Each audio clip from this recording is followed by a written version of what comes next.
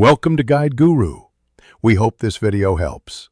Start by choosing your connection path, wired with a USB-C to HDMI adapter or wireless via Chromecast/Miracast or a built-in smart TV cast.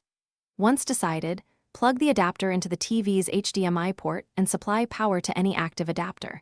Make sure the TV is set to that HDMI input. If you're casting, open the phone's Wi-Fi settings and connect both devices to the same router network.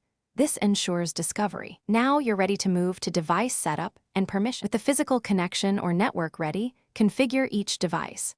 If wired, the TV should immediately display the phone. If not, cycle HDMI inputs. For wireless, open the Google Home app or Quick Settings and tap Cast or Screencast. Select your TV or dongle.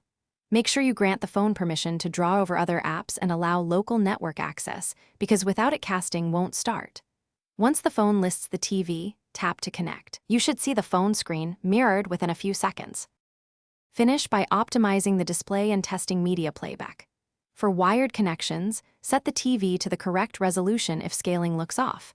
Many TVs have an overscan or aspect ratio option.